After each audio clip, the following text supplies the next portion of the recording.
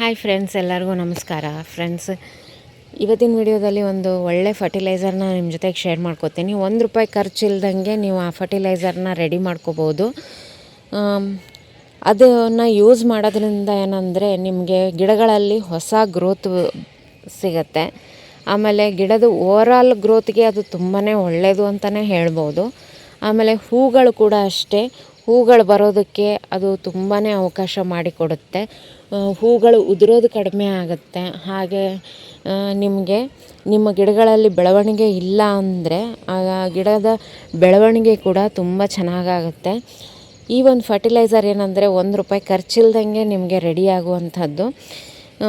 ಮನೆಯಲ್ಲಿ ವೇಸ್ಟ್ ಅಂತ ಬಿಸಾಡ್ತಾ ಇರ್ತೀವಿ, ಅದನ್ನು ನಾವು ಗಿಡಗಳಿಗೆ ಯೂಸ್ ಮಾಡೋದು. ನೋಡಿ, ಇದೇ ಆ ಫರ್ಟಿಲೈಸರು. ಇದು ದೋಸೆ ಹಿಟ್ಟಿದು ತುಂಬಾ ಫರ್ಮೆಂಟೇಷನ್ ಆಗಿ ಹುಳಿ ಬಂದುಬಿಟ್ಟಿರುತ್ತೆ. ಆ ಥರದ ಒಂದು ಹಿಟ್ಟನ್ನು ನಾವು ಯೂಸ್ ಮಾಡಿಕೊಂಡು ಗಿಡಗಳಿಗೆ ಹಾಕಬೇಕು. ಗಿಡಗಳಿಗೆ ಹಾಕೋದ್ರಿಂದ ತುಂಬಾ ಒಳ್ಳೆಯದು. ನಮಗೆ ಖರ್ಚಿಲ್ದಂಗೆ ಫರ್ಟಿಲೈಸರ್ ಕೂಡ ರೆಡಿ ಆಗುತ್ತೆ. ಹಾಗೆ ಏನಂದರೆ ಗಿಡದ ಒಂದು ಓವರಾಲ್ ಗ್ರೋತ್ ಕೂಡ ತುಂಬ ಚೆನ್ನಾಗಿರುತ್ತೆ. ಹೂವಿನ ಗಿಡಗಳಿಗೆ ಇದು ತುಂಬಾ ಒಳ್ಳೆಯದು ಅಂತ ಹೇಳ್ಬೋದು.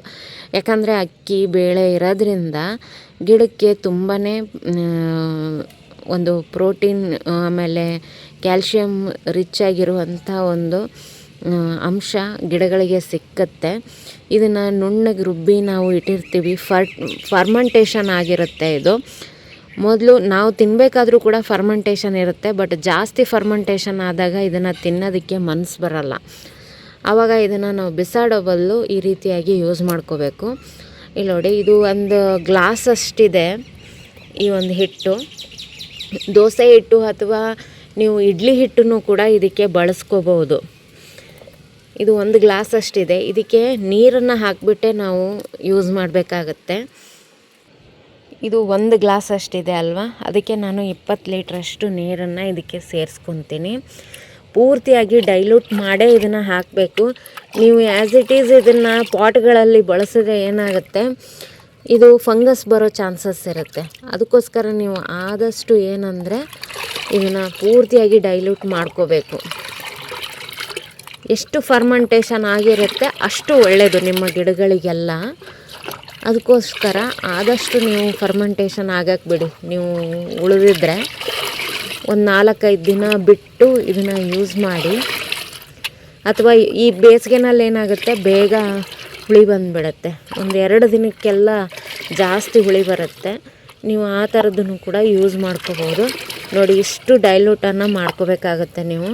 ನಾನು 1 ಗ್ಲಾಸ್ಗೆ 20 ಲೀಟ್ರ್ ನೀರನ್ನು ಸೇರಿಸ್ತಾ ಇದ್ದೀನಿ. ಇದನ್ನು ನೀವು ಎಲ್ಲ ಗಿಡಗಳಿಗೂ ಕೊಡ್ಬೋದು. ನಾನು ಈ ಗಿಡಕ್ಕೆ ಹಾಕ್ತಾಯಿದ್ದೀನಿ, ದುಂಡು ಗಿಡಕ್ಕೆ ಇದನ್ನು ಯೂಸ್ ಮಾಡ್ತಾಯಿದ್ದೀನಿ. ಇದು ನೋಡಿ, ಹೊಸದಾಗಿ ಚಿಗುರು ಬರ್ತಾಯಿದೆ. ಇದು ಈ ಗಿಡಕ್ಕೆ ನಾನು ಯೂಸ್ ಮಾಡ್ತಾಯಿದ್ದೀನಿ. ನೀವು ಹೂವಿನ ಎಲ್ಲ ಗಿಡಗಳಿಗೂ ನೀವು ಇದನ್ನು ಬಳಸ್ಕೋಬೋದು. ಆದಷ್ಟು ಏನಂದರೆ ಗ್ರೋತ್ ಆಗ್ತಾ ಇಲ್ಲ ಅನ್ನೋ ಗಿಡಗಳಿಗೆ ನೀವು ಇದನ್ನು ಯೂಸ್ ಮಾಡ್ಕೊಳ್ಳಿ. ಮೊಗ್ಗಿರುವಂಥ ಗಿಡದಲ್ಲೂ ಕೂಡ ನೀವು ಇದನ್ನು ಯೂಸ್ ಮಾಡ್ಬೋದು. ಮೊಗ್ಗು ಉದುರೋದಿಲ್ಲ, ಅದಕ್ಕೋಸ್ಕರ ಇದನ್ನು ಹಾಕೋದು. ನೀವು ತರಕಾರಿ ಗಿಡಗಳಿಗೆ ಮತ್ತು ಶೋ ಪ್ಲ್ಯಾಂಟ್ಸಿಗೂ ಕೂಡ ಇದನ್ನು ನೀವು ಯೂಸ್ ಮಾಡ್ಕೋಬೋದು.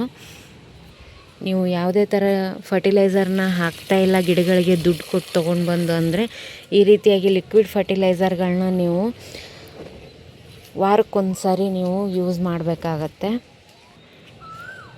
ನೀವು ಹಣ್ಣಿನ ಗಿಡಗಳಿಗೂ ಕೂಡ ಇದನ್ನು ಕೊಡ್ಬೋದು, ತರಕಾರಿ ಗಿಡಗಳಿಗೂ ಕೂಡ ಕೊಡ್ಬೋದು. ತರಕಾರಿ ಗಿಡಕ್ಕೆ, ಹಣ್ಣಿನ ಗಿಡಕ್ಕೆ ಕಂಪಲ್ಸರಿಯಾಗಿ ಗೊಬ್ಬರ ಬೇಕೇ ಬೇಕು. ಗೊಬ್ಬರ ಇಲ್ಲದೆ ಗಿಡಗಳು ಚೆನ್ನಾಗಿ ಬರೋದಿಲ್ಲ. ಅದಕ್ಕೋಸ್ಕರ ನನ್ನ ಹತ್ರ ಇರುವಂಥ ಎಲ್ಲ ಹಣ್ಣಿನ ಗಿಡಗಳು, ತರಕಾರಿ ಗಿಡಗಳಿಗೆ ನಾನು ಈ ಥರದ್ದೇ ಫರ್ಟಿಲೈಸರ್ನ ಹೆಚ್ಚಾಗಿ ಯೂಸ್ ಮಾಡ್ತೀನಿ. ಈ ರೀತಿಯಾಗಿ ಮನೆಯಲ್ಲೇ ನಮಗೆ ಫರ್ಟಿಲೈಸರ್ಗಳು ಸಿಕ್ಕತ್ತೆ. ಬಾಳೆಹಣ್ಣಿನ ಸಿಪ್ಪೆ, ಆಮೇಲೆ ತರಕಾರಿ ಸಿಪ್ಪೆ, ಎಲ್ಲ ಹಣ್ಣಿನ ಸಿಪ್ಪೆಗಳನ್ನು ಕೂಡ ನಾವು ಯೂಸ್ ಮಾಡ್ಬೋದು. 0 ಬಜೆಟಲ್ಲಿ ನಾವು ಫರ್ಟಿಲೈಸರ್ನ ರೆಡಿ ಮಾಡ್ಕೊಂಡಂಗಾಗತ್ತೆ. ನಾನು ಹೇಳಿರುವಂಥ ಈ ಎಲ್ಲ ಮಾಹಿತಿ ನಿಮಗೆ ಇಷ್ಟ ಆಗಿದೆ ಅಂತ ಅಂದ್ಕೊತೀನಿ ನಾನು. ಈ ವಿಡಿಯೋ ಇಷ್ಟ ಆದರೆ ಒಂದು ಲೈಕ್ ಮಾಡಿ ಫ್ರೆಂಡ್ಸ್. ಇನ್ನೂ ತನಕ ನನ್ನ ಚಾನಲ್ ಸಬ್ಸ್ಕ್ರೈಬ್ ಮಾಡಿಲ್ಲ ಅಂದರೆ ದಯವಿಟ್ಟು ಸಬ್ಸ್ಕ್ರೈಬ್ ಮಾಡಿಕೊಂಡು ವಿಡಿಯೋಗಳನ್ನು ನೋಡಿ ಸಪೋರ್ಟ್ ಮಾಡಿ. Thank you.